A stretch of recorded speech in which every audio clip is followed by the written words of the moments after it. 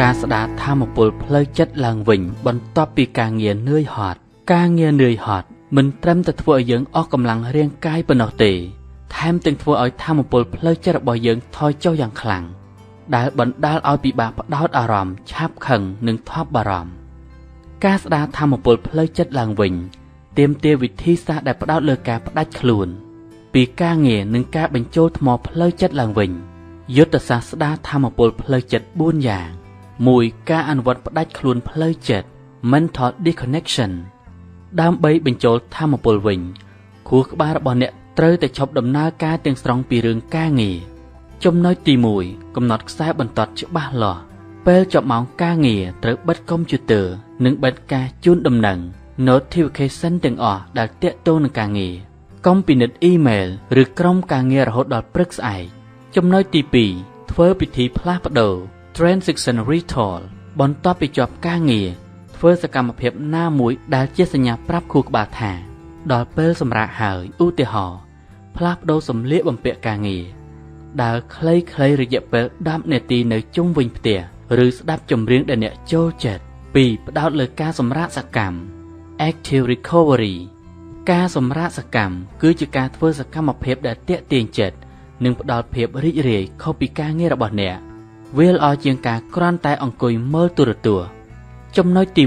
1 ធ្វើលំហាត់ប្រាណស្រាលៗការធ្វើលំហាត់ប្រាណដូចជាការដើរលឿនឬយូហ្គា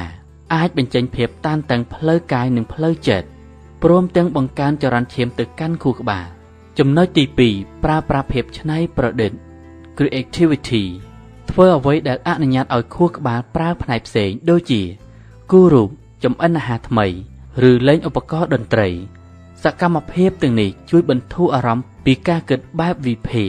ចំណុចទី 3 ទំនាក់ទំនងសង្គមប្រកបដោយគុណភាពចំណាយពេលជាមួយមនុស្សជាទីស្រឡាញ់ឬមិត្តភ័ក្តិដែលផ្ដល់ថាមពលវិជ្ជមានដល់អ្នកជៀសវាងការពិភាក្សាអំពីភាពតានតឹងក្នុងការងារ 3. បង្កើនការយកចិត្តទុកដាក់និងការឆ្លោះបញ្ចាំងការស្ដារថាមពលផ្លូវចិត្តតម្រូវឲ្យអ្នកដឹងពីស្ថានភាពអារម្មណ៍របស់អ្នកចំណុចទី 1 សមាធិ Meditation ឬដកដង្ហើមជ្រៅគ្រាន់តែអនុវត្តដកដង្ហើមវែងយឺតពី3នាទីអាចជួយបន្ថយអត្រាចង្វាក់បេះដូងនិងធ្វើឲ្យប្រព័ន្ធប្រសាទស្ងប់ស្ងាត់ការធ្វើសមាធិខ្លីៗអាចលាងសម្អាតភាពតានតឹងផ្លូវចិត្តចំណុចទី 2 ការឆ្លុះបញ្ចាំងពេលយប់សរសេរនៅអ្វីដែលអ្នកអរគុណក្នុងថ្ងៃនេះឬសរសេរនៅអ្វីដែលអ្នកបានរៀនឬសរសេរនៅអ្វីដែលអ្នកបានរៀនពីការងារការផ្ដោតលើភាពវិជ្ជមាននិងការលូតលាស់អាចជួយឬបដូរអារម្មណ៍អស់កម្លាំងទៅជាភាពពេញចិត្ត 4. គេងលក់ប្រកបដោយគុណភាព Quality Sleep គ្មានវិធីសាស្ត្រណាល្អជាងការគេងគ្រប់គ្រាន់ដើម្បីស្ដារថាមពលផ្លូវចិត្តនោះទេចំណុចទី 1 រក្សាទម្លាប់គេងទៀងទាត់ព្យាយាមចូលគេងនិងក្រោកឡើងវិញនៅម៉ោងដដែលរៀងរាល់ថ្ងៃសូម្បីតែចុងសប្តាហ៍ក៏ដោយចំណុចទី 2 ជៀសវាងអេក្រង់យ៉ាងហោចណាស់1ម៉ោងមុនពេលចូលគេងត្រូវបិទទូរស័ព្ទកុំព្យូទ័រនិងទូរទស្សន៍ពន្លឺខៀវពីអេក្រង់រំខានដល់ការផលិតអរម៉ូន Melatonin ដែលជួយឲ្យយើងគេងលក់ការអនុវត្តយុទ្ធសាស្ត្រទាំងនេះជាប្រចាំនឹងជួយអ្នកមិនត្រឹមតែស្ដារថាមពលផ្លូវចិត្តប៉ុណ្ណោះទេថែមទាំងបង្កើនភាពធន់របស់អ្នកក្នុងការដោះស្រាយការងារនឿយហត់ផងដែរតើអ្នកនឹងជ្រើសរើសអនុវត្តវិធីសាស្ត្រមួយណានៅយប់នេះសំណួរសួរថាតើថាមពលផ្លូវចិត្តពិតជាសំខាន់សម្រាប់យើងទាំងអស់គ្នាដែរឬទេពិតណាស់ថាមពលផ្លូវចិត្ត Mental Energy គឺមិនត្រឹមតែសំខាន់ទេតែជាមូលដ្ឋានគ្រឹះសម្រាប់ដំណើរការនិងភាពជោគជ័យក្នុងជីវិតប្រចាំថ្ងៃរបស់មនុស្សគ្រប់រូបការយល់ដឹងអំពីសារៈសំខាន់នៃថាមពលផ្លូវចិត្តប្រៀបដូចជាការយល់ដឹងថាហេតុអ្វីបានជាត្រូវបញ្ចូលថ្មទូរស័ព្ទរបស់អ្នកជាប្រចាំបើគ្មានថាមពលផ្លូវចិត្តគ្រប់គ្រាន់ទេសមត្ថភាពមុខងារសំខាន់របស់យើងនឹងធ្លាក់ចុះសារៈសំខាន់នៃថាមពលផ្លូវចិត្តសម្រាប់ជីវិត 1. ជំរុញសមត្ថភាពការសម្រេចចិត្តថាមពលផ្លូវចិត្តគឺជាប្រភពដែលខួរក្បាលប្រើប្រាស់ដើម្បីវិភាគថ្លឹងថ្លែងនិងសម្រេចចិត្តចំណុចទី 1 ជៀសវាងការអស់កម្លាំងពីការសម្រេចចិត្តនៅពេលថាមពលផ្លូវចិត្តទាបយើងងាយនឹងជួបភាពអស់កម្លាំងពីការសម្រេចចិត្ត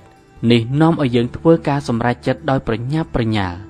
មិនសមហេតុផល ឬបោះបង់ការសម្រេចចិត្តសំខាន់ចោលចំណុចទី2ភាពច្បាស់លាស់នៃការគិតថាមពលផ្លូវចិត្តខ្ពស់ជួយឲ្យយើងមានភាពច្បាស់លាស់នៃការគិតអាចមើលឃើញបញ្ហាច្រើនជ្រុងនិងរកដំណោះស្រាយប្រកបដោយប្រសិទ្ធភាព2ជាមូលដ្ឋាននៃផលិតភាពនិងការផ្ដោតអារម្មណ៍ថាមពលផ្លូវចិត្តគឺជាគន្លឹះដើម្បីរក្សាការផ្ដោតអារម្មណ៍លើកិច្ចការណាមួយក្នុងរយៈពេលយូរចំណុចទី1ប្រឆាំងនឹងភាពខ្ជិលច្រអូសដោយដែលយើងបានពិភាក្សារួចហើយភាពខ្ជិលច្រអូសជាច្រើនកើតចេញពីកង្វះថាមពលផ្លូវចិត្តនៅពេលថាមពលពេញវាคล้ายជាកម្លាំងជំរុញឲ្យអ្នកចាប់ផ្ដើមធ្វើសកម្មភាពចំណុចទី2អភិវឌ្ឍជំនាញការរៀនជំនាញថ្មីឬការអភិវឌ្ឍទេពកោសល្យទាមទារការអនុវត្តដោយចេតនាដែលត្រូវការថាមពលផ្លូវចិត្តខ្ពស់ដើម្បីរក្សាភាពជាប់លាប់3គ្រប់គ្រងអារម្មណ៍និងភាពតានតឹងថាមពលផ្លូវចិត្តដើរតួនាទីយ៉ាងសំខាន់ក្នុងការគ្រប់គ្រងប្រតិកម្មអារម្មណ៍របស់យើងទៅនឹងព្រឹត្តិការណ៍នានាចំណុចទី1ភាពធន់នៅពេលយើងមានថាមពលផ្លូវចិត្តគ្រប់គ្រាន់យើងអាចដោះស្រាយបញ្ហាជាមួយភាពតានតឹងការខកចិត្តឬបញ្ហាប្រឈមដោយស្ងប់ស្ងាត់និងមានភាពធន់ជាងមុនចំណុចទី2ទប់កំហឹងនិងការថប់បារម្ភនៅពេលអស់កម្លាំងផ្លូវចិត្តយើងងាយនឹងឆាប់ខឹងមានកំហឹងឬភ័យថប់ហួសហេតុការស្ដារថាមពលផ្លូវចិត្តជួយឲ្យយើងត្រឡប់មកមានតុល្យភាពអារម្មណ៍វិញ4គាំទ្រសុខភាពរាងកាយសុខភាពផ្លូវចិត្តនិងសុខភាពរាងកាយមានទំនាក់ទំនងគ្នាយ៉ាងជិតស្និទ្ធចំណុចទី1ទម្លាប់ប្រចាំថ្ងៃថាមពលផ្លូវចិត្តជួយឲ្យយើងមានឆន្ទៈក្នុងការរក្សាទម្លាប់ល្អៗដូចជាហាត់ប្រាណញ៉ាំអាហារល្អនិងគេងគ្រប់គ្រាន់ចំណុចទី2ប្រព័ន្ធការពាររាងកាយការអស់កម្លាំងផ្លូវចិត្តរ៉ាំរ៉ៃអាចបង្កើនអរម៉ូនស្ត្រេសដែលធ្វើឲ្យប្រព័ន្ធរាងកាយចុះខ្សោយដូច្នេះសរុបសេចក្តីមកថាមពលផ្លូវចិត្តប្រៀបដូចជាប្រេងឥន្ធនៈរបស់ខួរក្បាលបើគ្មានប្រេងគ្រប់គ្រាន់ទេយានយន្តជីវិតរបស់អ្នកនឹងមិនអាចទៅមុខឬទៅមុខដោយមានល្បឿនយឺតនិងមិនមានប្រសិទ្ធភាពនោះទេដូច្នេះហើយការយកចិត្តទុកដាក់លើការថែរក្សានិងស្ដារថាមពលផ្លូវចិត្តឡើងវិញគឺជាការវិនិយោគលើភាពជោគជ័យនិងសេចក្តីសុខរបស់អ្នកតើអ្នកគិតថាការខ្វះខាតថាមពលផ្លូវចិត្តបានជះឥទ្ធិពលអវិជ្ជមានអ្វីខ្លះដល់ជីវិតប្រចាំថ្ងៃរបស់អ្នកសូមខមមិនខាងក្រោមវីដេអូនេះសូមអរគុណ